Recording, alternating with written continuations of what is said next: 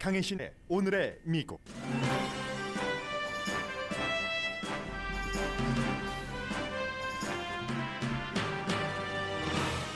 취임 1주년 기자회견에서 바이든 대통령은 거의 모든 이슈에서 본인이 잘했다고 자평했습니다. 앞으로는 효율적인 공화당의 방해를 피해서 국민에게 직접 호소할 것이라고도 말했습니다.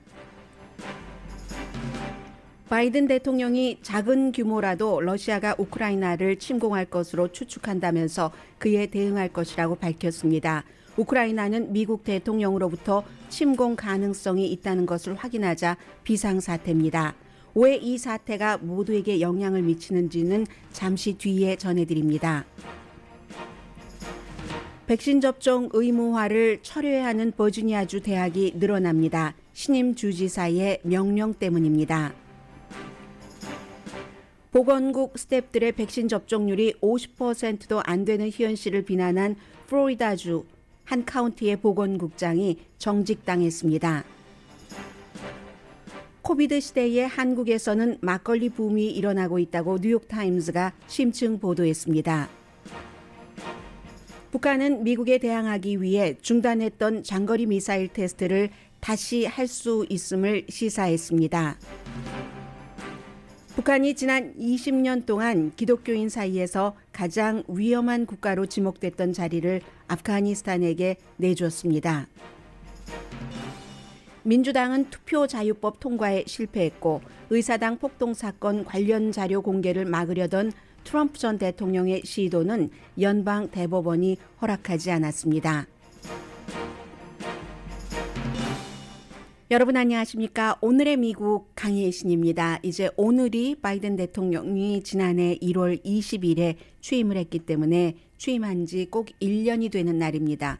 어제 기자회견을 했는데 2시간 굉장히 그 긴 시간 동안 우선 그 본인이 여러 가지를 얘기를 했고 기자들의 질문을 받았습니다. 어제 바이든 대통령이 한 그 2시간의 기자회견의 그 중요한 부분들을 하이라이트 등을 보면은 미국이 1년 동안 이렇게 왔구나 하는 것을 알 수가 있고 그 가운데서 이제 가장 중요했었던 것은 러시아의 우크라이나 침공 가능성 여부입니다. 너무 멀리 있는 곳에서 일어나는 것이기 때문에 무슨 상관이지? 라고 생각할 수 있지만 불과 몇 개월 전에 철군을 했었던 아프가니스탄, 미군이 철군한 아프가니스탄 전쟁을 보면은 그 전쟁이 알게 모르게 사람들의 일상생활에 굉장히 영향을 많이 미쳤다는 것을 알 수가 있습니다. 또 우크라이나로서는 얼마나 지금 그 아슬아슬한 위태위태한 두려움 이런 그 상황이겠습니까? 우선 기본적으로 뭐 마라톤 기자회견이라고도 볼 수 있겠네요. 2시간 거의 2시간 뭐 110 몇 분 정도 했으니까는요. 모든 이슈에서 본인이 잘했다고 얘기를 했습니다. 코비드에 대해서도 인플레이션에 대해서도 아프가니스탄 내가 한 일에 대해서 사과하지 않는다. 철군할 때의 여러 가지 그 불협화음 이런 것들에 대해서 얘기를 했고 또 공화당이 정말 효율적으로 내가 하려는 일들 모든 일들 내가 잘 되게 하는 것을 효율적으로 막고 있다. 이런 얘기도 했습니다. 코비드 등등에 대해서 잘했다고 하는 것은 이제 팬데믹 기금 뭐 1조 9천억 달러 그리고 그 이후에 1조 2천억 달러 기간 산업안은 이제 공화당도 민주당도 전부 함께 이 두 가지 안은 통과를 시켰는데 그 두 가지 안에 전부 심지어는 기간 산업안이라 할지라도 이 팬데믹을 막기 위한 그리고 그로 인해서 어려움을 받고 있는 사람들을 도와주기 위한 기금이 많이 포함됐기 때문에 내가 잘했다라고 얘기를 했습니다. 오미크론 변이에 대해서도 뭐 테스트 기구라든가 마스크를 배포하는 것 등등 대통령이 그 잘하고 있다고 자평을 했고 다만 한 가지 아쉬운 것을 지적을 했습니다. 부스터샷 접종이 한 달만 더 일찍 가능했어도 오미크론으로 인한 그 확산을 줄일 수 있지 않았을까 이런 그 아쉬움을 표현을 했고요. 공화당의 여러 가지 그 의사진행 방해 또 그 대통령이 잘 되기를 막는다. 이것은 뭐 미치 매코넬 공화당의 상원 원내대표로서는 과거에 오바마 시대에도 그렇고 지금도 그렇고 내가 공화당의 원내대표로서 제일 중요한 것은 민주당 대통령이 하는 일을 못하도록 하는 것이다라고 뭐 공공연하게 공표를 했기 때문에 특별히 뭐 새로운 것은 아닙니다만 바이든 대통령은 공화당에 지금 대통령이 하는 일을 못하도록 하려고 하는 그 같은 그 방해는 내가 부통령으로 있었던 오바마 시대 8년 그때보다도 훨씬 심하다. 이렇게 얘기하면서 그때는 몇몇 공화당 의원들은 특히 이제 상원 의원들은 임기가 6년이기 때문에 임기 2년인 하원 의원에 비해선 좀 덜 초조합니다. 하원 의원은 금방 선거 끝나고 나면 또 돈 모아야지 되고 이러잖아요. 그래서 상원 의원들은 좀 어른스럽게 국가를 위해서 이 당을 조금 내려놓고 현 대통령이 잘하기도 바라는 이런 마음이 있었는데 he's gone.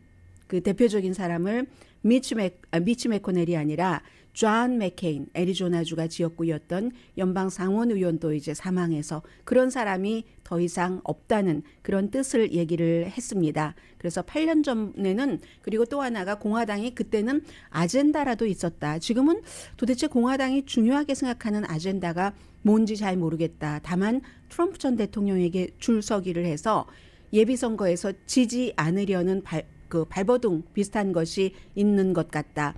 적어도 내가 5명의 공화당 연방 상원 의원을 안다. 이렇게 말하는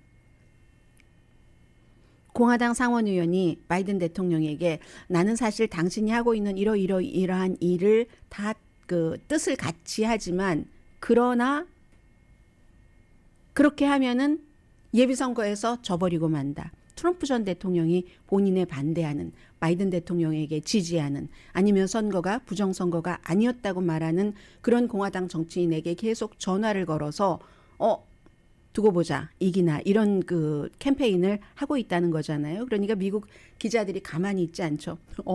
어느 그 공화당 상원 그 의원들이냐 5명 이름을 얘기해라 했더니 대통령이 씩 웃으면서 뭐 정치 노련한 사람이잖아요. 그걸 내가 그 말해서야 되겠는가. 그런 것은 비밀을 지켜야지. 비밀 지켜줘야지. 뭐 이런 정도로 얘기를 했습니다. 여론조사 결과가 오늘 아침에도 또 발표가 됐는데 AP와 또 NOC Center for 그 공공일에 관해서 여론조사를 하는 이 기구가 여론조사를 했더니 바이든 대통령을 현 대통령을 지지한다는 사람이 43%, 지지하지 않는다는 전반적인 지지율이 지지하지 않는다가 56%나 됐습니다. 비슷하죠? 뭐 다른 대체적인 여론조사보다 한 1% 정도 지지율이 지지하지 않는다는 비율이 높았다고 할까요? 이 정도인데 어제도 역시 기자들이 물어봤습니다. 지지율에 대해서. 그랬더니 특히 33% 지지가 나온 퀴니피아 그 지지도는 믿지 않는다. 이게 지금 백악관의 입장이고요.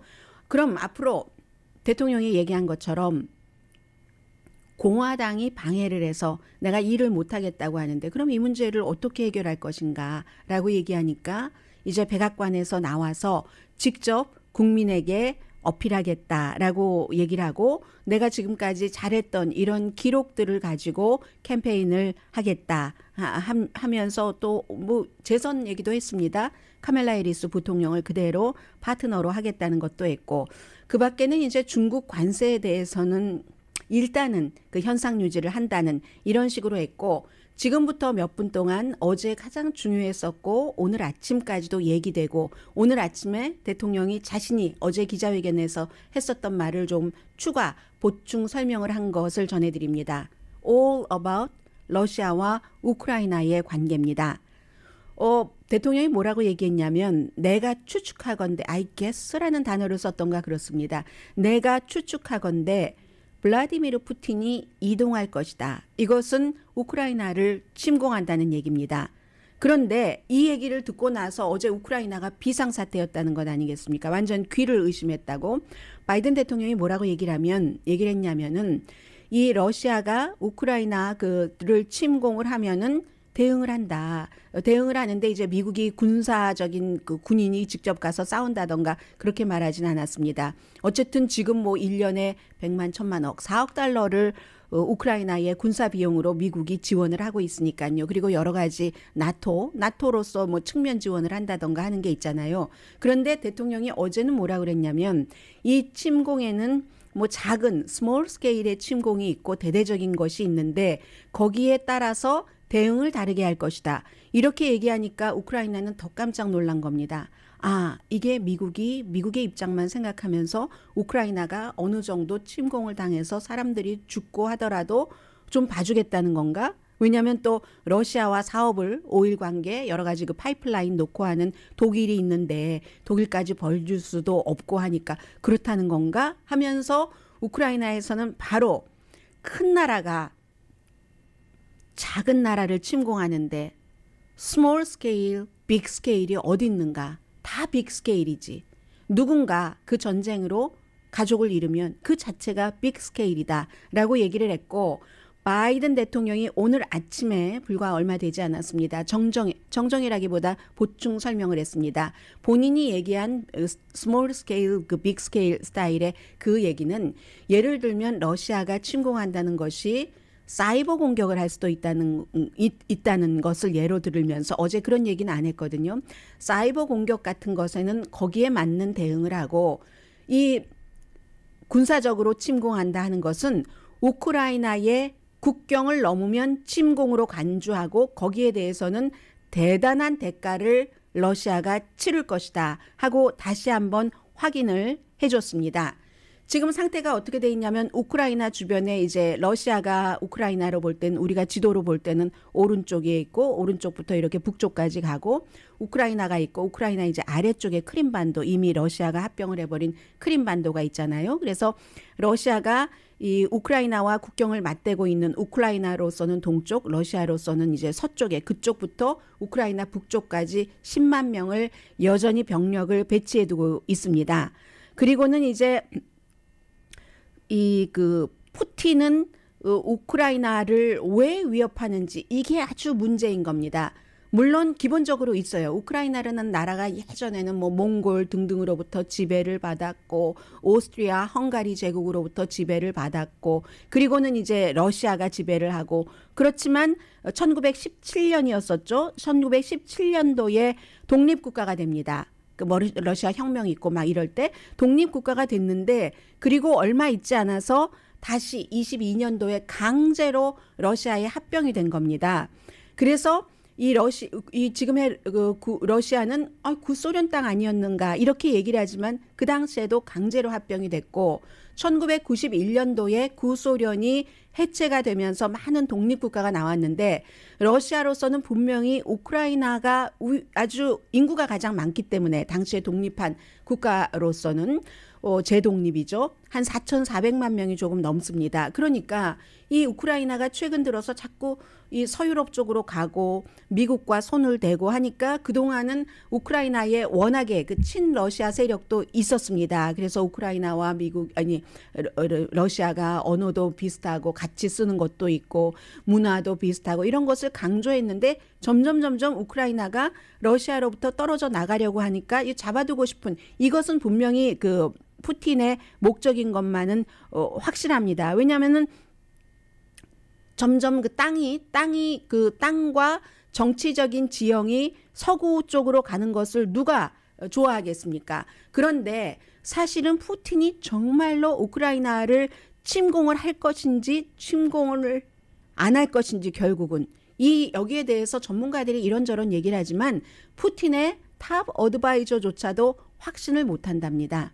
이것은 많은 정치인들이 뭐 미국도 마찬가지고 한국도 마찬가지고 대통령이라는 그 아주 그 파워풀한 이 한 사람이 결국은 그 외로운 자리에서 아무에게도 마지막 진심을 터놓지 않는 그런 부분이 있잖아요. 그게 바로 우크라이나 침공에 대한 이 블라디미르 푸틴의 마음이라는 겁니다. 모르기 때문에 그의 진짜 마음, 침공할까 안 할까를 모르기 때문에 여러 가지 시나리오에서 지금 러시아 쪽이 조금 유리하다고 보고요.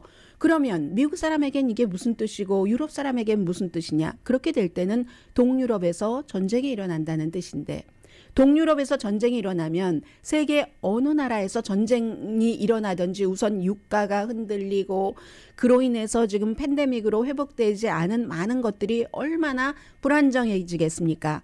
우선 당장 주식시장부터 흔들릴 테고 루블화가 지금 지난해 10월부터 지금까지 우크라이나 사태에 대한 여러 가지 루머가 나오는 동안 달러화에 비해서 뭐 많이 내려갔잖아요. 7% 이상이 내려갔잖아요. 그 가치가. 그런 형태가 만약에 동유럽에서 전쟁이 일어난다면 미국과 전혀 무관한 게 아니고 미국이 어떤 형태로든지 지원을 하고 미국에 곧바로 영향을 미치게 되는 겁니다.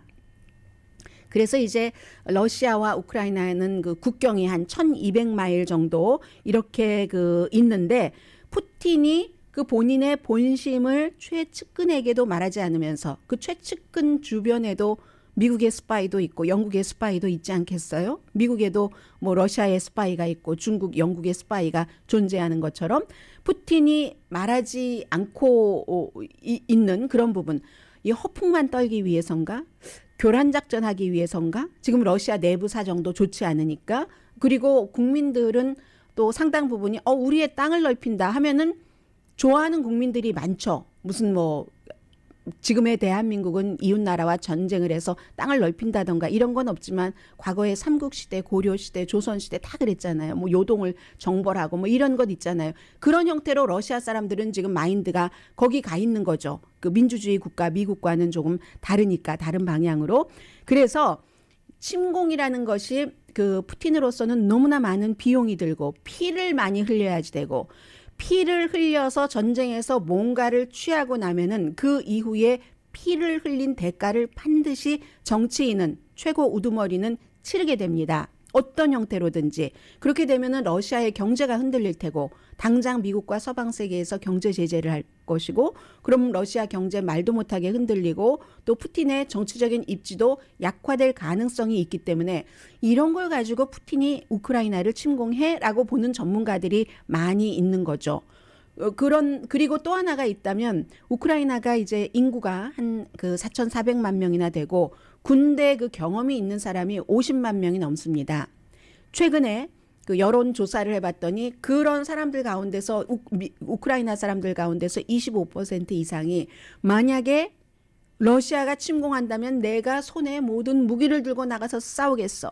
이 나라를 지키겠어. 하는 그런 애국자들이 강한 그 애국자들이 24% 정도 된다는 거고요. 그렇게 될 때는 러시아가 우크라이나를 침공해서 지금 그 우크라이나 대통령이 걱정하는 것처럼 큰 나라가 작은 나라를 침공하면 갖게 되겠죠. 그러나 그때는 그 나라를 가져도 제대로 갖는 게 아니다. 그 국내에서의 여러 가지 그 저항 세력, 우크라이나도 22년도에 러시아에 강제 합병되고 나서 91년도에 두 번째 독립을 하고 나서 그 뒤에는 자유를 많이 맛봤잖아요. 그렇기 때문에 이 한 번 맛본 자유를 뺏기지 않으려는 저항 세력이 굉장히 강하다는 것도 블라디미르 푸틴은 계산을 할 겁니다. 그럼 전쟁 위험이 낮은가? 그럼에도 불구하고 전쟁을 할 가능성도 있다는 겁니다. 푸틴의 생각을 모르고. 그래서 여기서 굉장히 세련된 외교가 필요하다는 겁니다. 전쟁을 피하려면. 내일 제네바에서 미국의 국무장관이 러시아의 외무장관을 만나지만 미국도 전쟁을 원하지 않고 푸틴도 전쟁을 원하지 않고 그런데 블라디미르 푸틴은 10만 명을 쫙 그 국경에 배치시켜 놓고 유럽과 미국에 절대로 미국과 유럽이 들어줄 수 없는 여러 가지 조목조목 촘촘한 깨알 같은 요구를 지금 하고 있는 겁니다. 그 요구를 다 절대로 들어줄 수 없다는 것을 푸틴도 압니다. 그러니까 이것을 전쟁을 피하는 형태에서 서로 적정선에서 어느 정도 양보를 하면 양보를 하면서 전쟁을 피할 수 있는가, 아니면 미국이 굉장히 강하게 나가고 유럽도 좀 강하게 나가서 그럴 때는 푸틴의 마음에 인내심을 잃어버려서 KGB 출신이고 완전히 본인 마음대로 다 모든 것을 운영하는 사람이잖아요. 심지어 독살까지 하는 사람인데, 그래서 이런 성격의 소유자의 지도자가 여러 가지 국가나 우크라이나에 대해서 인내심을 잃을 때는 칠 수도 있다는 이 가능성을 본다는 거죠. 그렇다고 미국이 뭐 군복 입고 당장 미군이 그곳에 가지는 않겠지만, 그렇지만 이런 염려, 측정하기 어려운 이 위험이 있기 때문에 창조적인 외교라고 표현을 하더군요. 뉴욕타임즈의 기자가 지금 이제 그 미국의 국무장관이 러시아 외무장관과 내일 스위스에서 회담을 하니까 제네바에 가 있거든요. 제네바에서 동행하는 기자가, 이 분야에 오래 취재를 했던 기자가 창조적인 외교가 필요하다. 전쟁을 피하려면 지금 이런 얘기를 한 그런 상태이기 때문에 우크라이나와 이 러시아의 관계는 세계 어느 곳에선가 유럽에서 또다시 전쟁이 일어날 수 있는 가능성이 있고 그것을 피하면서 러시아의 영토 확장, 정치적인 파워를 확장해 주지 않으려는 게 미국의 목적입니다. 또 하나가 있잖아요. 미국은. 지금 러시아가 미국에서 볼 때는 바이든 대통령이 볼 때는 제2의 이슈인 것 같고 넘버 원 이슈는 대만이잖아요. 그렇게 될 때 대만은 또 우크라이나와 같은 입장이 돼서 이거 어떻게 되는 거지? 하고 걱정을 할 테고 이러한 문제 때문에 인지 어제 2시간 기자회견에서 북한은 아예 언급조차 되지 않았습니다. 두 가지 이유가 가능할 겁니다. 한국에서는 거의 모든 매체에서 오히려 여러 가지를 다운플레이하기 위해서 그런다 하지만 그것도 있지만 그만큼 이 러시아나 중국 문제가 미국에는 이 북한 이슈보다 훨씬 중대하기 때문입니다.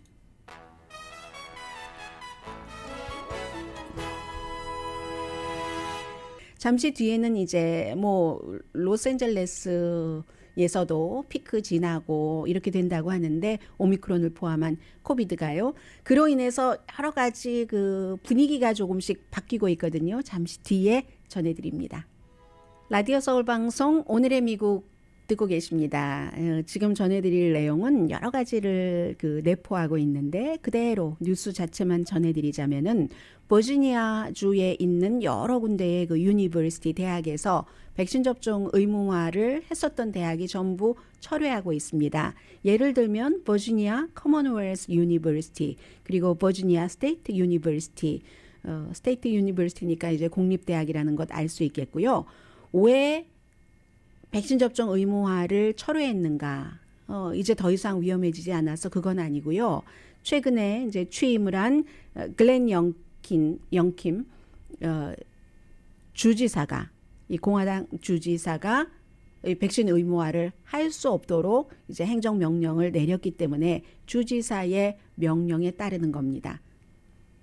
공립학교 이제 주지사 명령에 따르지 않고 할 때 지난번에도 한번 겪었었어요. 전국적으로 뭐 주에서 뭐 기금을 줄 거를 늦게 준다던가 안 준다던가 덜 준다던가 하는 파워를 쥐고 있기 때문에 그런데 그럼 그것에만 이유가 그것 하나가인가 그렇진 않은 것 같습니다. 왜냐하면 발표하는 걸 보니까요. 버지니아 커먼웰스 유니버시티의 경우는 이미 97%의 교수와 직원이 백신 접종을 했답니다. 학생도 95% 이상 백신 접종을 했으니까 이제는 그것을 의무화하지 않더라도 이미 그 할 사람은 다 했다는 게 되는 거죠.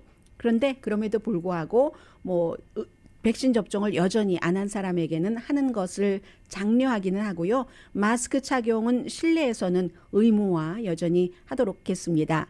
버지니아 스테이트 유니버시티를 보면은 이 학생과 직원에게 약간 그 차이를 두는데요. 직원에게는 의무화를 하지 않지만 학생에게는 여전히 그 의무화를 한다. 반대일지도 모르겠어요. 제가 한번 확인을 해보겠습니다. 버지니아 스테이트 유니버시티의 경우에는 교직원에는 더 이상 이 백신 접종 의무화를 강조하지 않지만 의무화하지 않지만 학생들은 여전히 해야지 되는 그런 게 있고요. 그리고 역시 이 버지니아 스테이트 유니버시티도 그곳에서 일하고 공부하고 하는 사람들 91%가 백신 접종을 했기 때문에 지금 감염률이 1% 미만이거든요. 테스트 해보면 그렇답니다. 여전히 이 대학도 다른 그 버지니아 커먼웰스 유니버시티와 마찬가지로 권장은 합니다. 그렇고요. 그리고 그 밖에 버지니아주에 많은 대학들이 있잖아요. 버지니아 텍.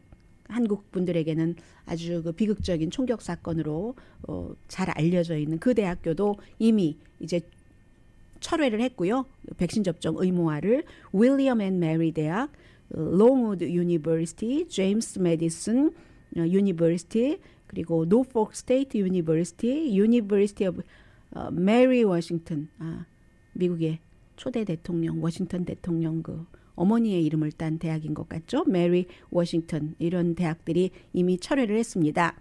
그리고 이제 플로리다주에서도 어떤 일이 있었냐면 주 보건 당국자, 플로리다주의 오렌지 카운티입니다. 이 캘리포니아주의 오렌지 카운티가 아니라 플로리다주의 오렌지 카운티의 그 보건 말하자면 국장이죠.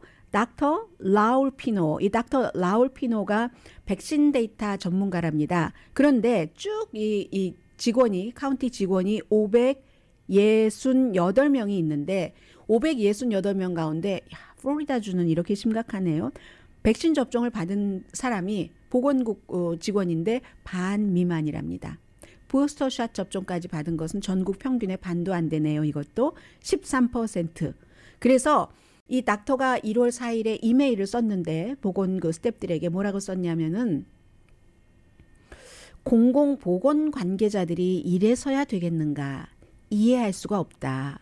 물론 이유는 많겠지만 백신 접종을 받지 않는 이렇게 많은 사람이 백신 접종을 거부하다니 50% 미만만 접종받았으니까요. 진짜 이유는 여러 가지 이런저런 이유가 있지만 구실이 있지만 진짜 이유는 무책임 한계야. 공공보건 전문가로서 무책임했기 때문에 백신 접종을 안 했겠지. 이런 그 형태로 이메일을 보냈답니다. 그러면서 보건국의 백신 접종률이 50% 미만인 것은 참 슬픈 일이로다. 뭐 이런 형태로요. 그런데 이제 플로리다주는 한 그 오렌지 카운티라는 카운티의 보건 그 국장보다는 플로리다의 론 디센티스 주지사의 파워가 얼마나 막강합니까? 11월 달에 이제 의회에서 공화당이 주도하는 그 의회에서 통과시킨 법안에 서명을 했죠. 주지사가 또 강력하게 원했었던 학교라든가 사업체가 백신 의무화를 못하도록 하는 거. 얼마 전에 최종적으로 연방 대법원에서 판결을 한 그런 그 법안에 서명을 했습니다. 그래서 플로리다의 이 사람은 지금 그 정직 처분을 당했거든요. 결국은 이 오렌지 카운티의 보건국장은 정직 처분을 당했는데 플로리다 전체의 보건국에 또 국장이 있죠. 그분이 성명을 내서 이 백신 접종은 개인의 선택이고 자유로워야지 된다.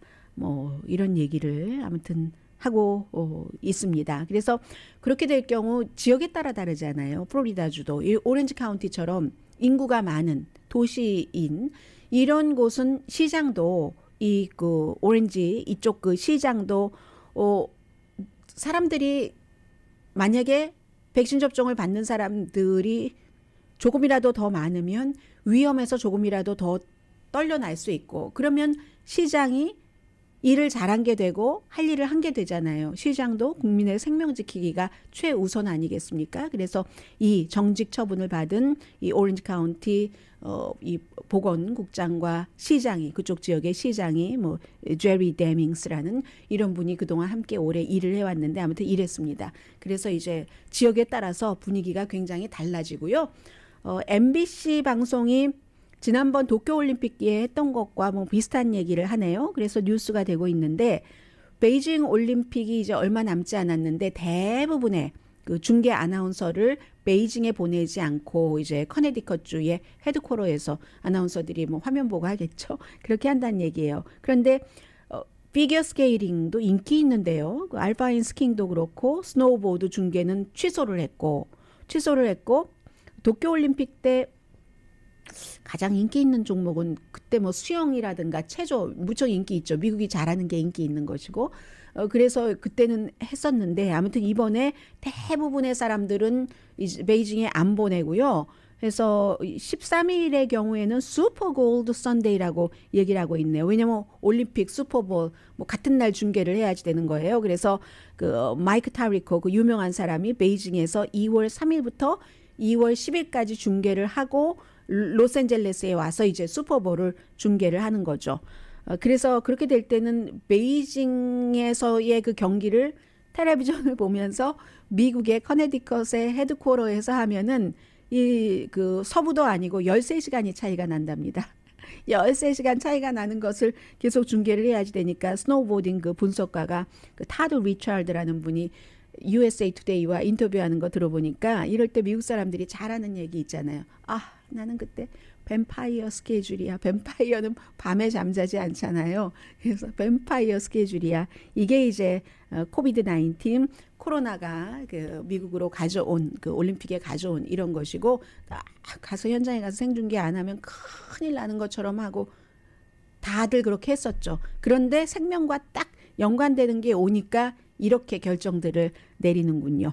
잠시 뒤에는 한국의 그 막걸리가 복원됐다 뭐 이런 형태로 그 과거의 것을 다시 이렇게 하는 뭐 가구도 그런 거 많잖아요. 미국 가구점 이름도 그런 이름이 있던데 그런 게 있는데 저는 처음에 이 기사의 제목을 보면서 아 이거 아마 한국계 특파원이 썼는가 보다 뭐 이렇게 생각을 했는데 아니었어요.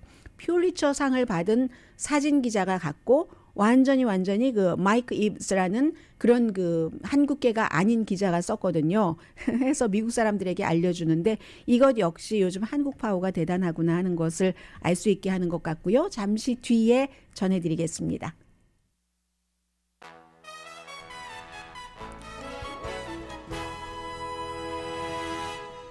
라디오 서울 방송 오늘의 미국 듣고 계십니다. 팬데믹이 바꿔준 것 가운데 하나가 한국에서 이제 막걸리가 이제 생산이 많아지고 뭐 복원됐다는 것을 미국 기자들 숫자 굉장히 좋아하잖아요. 몇 년도에 얼만큼이었는데 막걸리 회사가 지금은 얼만큼이고 지금은 그리고 한국은 먹는 것인데 이 온라인에서 많이 팔잖아요. 그것을 허용을 하기 때문에 해서 처음 집에서 만들어서 막걸리를 온라인에 팔고 하는 사람들도 굉장히 많은가 봅니다.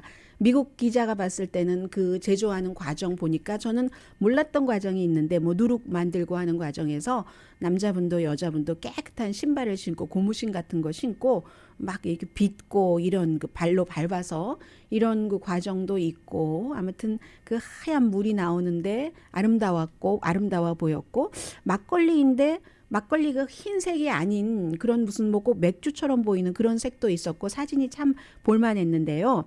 정미희 씨 사업가인데 예전에 이제 공항에만 갈 때마다 그 위스키를 많이 샀는데 코비드 19 때문에 그 여행을 할 수가 없었고 비즈니스 트립도 마찬가지고 그래서 로컬 술을 생각을 해보게 됐는데 그게 바로 이제 막걸리였다는 겁니다. 이분은 이제 꽃꽂이 전문가이기도 하는데 2020년도 본인이 막걸리를 뭐 만드는 걸 배워서 1000병을 아주 쉽게 팔았다는 겁니다. 미희라고 써 있더군요. 하고 뭐 그림 좀 이렇게 그려져 있고 하는데 막걸리 병에 네모난 병인 것 같은데 이 레이블을 누군가가 마신 사람이 소셜미디어에 올리니까 이게 코비드이기도 하고요. 사람들이 식당 이런 데서 마시지 못하니까 집에서 이런 형태로 술을 원하기도 하고 그리고 소셜미디어라는 게 있으니까 과거에는 막걸리 하면은 큰 회사들이 만들었는데 이젠 그게 없어졌다는 그런 형태입니다. 그래서 한 10년 전부터 한국에서 막걸리가 잘 팔리기 시작했는데 이제는 좀 전에 말씀드린 정미희 씨나 이련민 씨 이분도 35살인데 대체로 젊은 사람들이 많이 만드는 것을 취재를 했습니다. 이 뉴욕타임스 기자는요. 취미로 막걸리 만들기를 시작을 해서 이제 전통 음식 같은 것을 인스타그램에 그 올리기 시작했는데 여기서 이제 술까지 막걸리까지 하게 된 것이고 잃어버린 예술 뭐 이런 표현도 작은 제목으로 붙여놨는데 우리는 다 알지만 쌀과 누룩으로 뭐 이렇게 누룩을 빚음으로써 이 막걸리 제조가 시작된다는 쭉 설명. 일제시대에는 35년 동안 막걸리가 금지됐었다. 그리고 53년부터 다시 제조하기 시작했는데 그때는 먹을 게 너무너무 없어서 국가에서 이 곡물로 쌀로는 절대로 막걸리를 만들지 못한다 해서 감자로 만들어라 했던 때도 있었다고 하고요. 1965년도에 완전히 곡물로 기본적인 그 술 만드는 것을 금지했다고 하는데 그런데 이제 1990년대부터 뭐 여러 가지 규제들이 없어지면서 그로서리 스토어에서 막걸리를 많이 그 팔게 됐는데 그때는 이미 과거의 맛을 막걸리 맛을 그 알았던 그런 분들은 많이 이제 시대가 흘러가기도 했고 과거엔 농부들이 많이 마시고 했잖아요. 그리고 지금은 젊은이들이 이 막걸리 마시는 것을 주도한다는 그런 얘기를 하고 있습니다. 그래서 막걸리와 소주의 차이점도 얘기를 해주고요. 2020년에는 961개 회사가 막걸리 제조 그 사업체 등록을 했는데 1년 전에는 931개였고 2018년도에는 898개였는데 2017년부터 온라인에서 이 막걸리를 판매하는 것을 허용해 주면서 그냥 확 10년 전까지만 하더라도 큰 대기업이 독점했었던 이 막걸리가 젊은 프로페셔널들이 실제로 마시고 그런 형태로 해서 새로운 복고다, 뭐 뉴트로다, 뭐 이 새 것과 옛 것의 그 영어 단어를 합쳐서 뉴트로다 이렇게 얘기를 하고 있는데 또 33살의 한아영 씨라는 분도 은행에 근무하셨답니다. 그러다가 지난해에 본인이 만든 막걸리를 한 병에 $10에서 $14에 판대요. 일반 것보다 한 뭐 2배 정도 비싸다고 하는데 사 먹는 사람들은 상관하지 않는답니다. 맛이 좋으면. 이런 형태로 얘기를 해서 뭐 부산이고 어디고 쭉 그 퍼지고 있는데 막걸리가 고대의 그 테크닉, 요즘 막걸리를 가르쳐 주는 곳도 굉장히 많다고 가서 사진도 올리고 했던데요. 뉴욕타임스가 고대의 테크닉을 통해서 새롭게 뭔가 막걸리라는 술을 만들어서 자신의 상표, 레이블을 붙이게 됐는데 이 모든 것들이 코로나와 함께 시작됐다 하는 그런 표현을 하고 있습니다. 그리고 한국 얘기 나왔으니까 잠시 말씀드리면 북한의 이 얘기는 한 단어로 한 문장으로 정리할 수 있습니다. 북한이 장거리 미사일 테스트도 하는 것도 재고려한다. 미국이 뭐 별다르게 경제 제재 해제 같은 것도 해주지 않기 때문에 이런 실사했다는 것이 있고요. 또 하나는 기독교인들에게는 이제는 지난 20년 동안 항상 제일 위험한 국가가 북한이었는데 아프가니스탄이 더 위험해졌다 하는 게 나왔습니다. 기독교 그룹 오픈도어스가 쭉 이제 조사를 한 거예요. 그랬더니 첫 번째가 아프가니스탄이고 두 번째가 북한, 세 번째가 소말리아, 리비아, 예멘 이런 순이거든요. 기독교인들이 생각을 한 그 위험도라는 것은 역시 기독교인들에게 자유가 없다는 그런 거죠. 지금 아프가니스탄이 무슬림 인구가 뭐 99% 이상인데 그 사이에 이제 순위가 또 90%, 시아파가 10%, 그리고 이제 나머지 뭐 기독교 뭐 이런 그 딱 한 군데 이태리 대사관 안에 카톨릭 교회가 하나 있었대요. 탈리반이 점령하기 전에. 그런데 탈리반이 점령하고 나서는 그것도 없어졌고 그 전에는 그냥 선교사들이 가서 뭐 조금씩 이렇게 한 거였는데 아프가니스탄에서의 기독교는 지금 너무 위험하다는 겁니다. 북한은 뭐 실제로는 무교지만 근데 교회도 있어요. 북한에는. 뭐 사람들이 자유롭게 믿지 못해서 그렇지 신앙의 자유가 없어서 그렇지 그런 것들이고요. 아프가니스탄은 그런데 무슨 뭐 순위가 99%면 같은 그 이슬람이라도 무슬림이라도 시아파도 굉장히 억압을 하기도 하죠. 아무튼 이런 내용이 있고요. 잠시 뒤에 미국의 정치 뉴스 브리핑해 드립니다.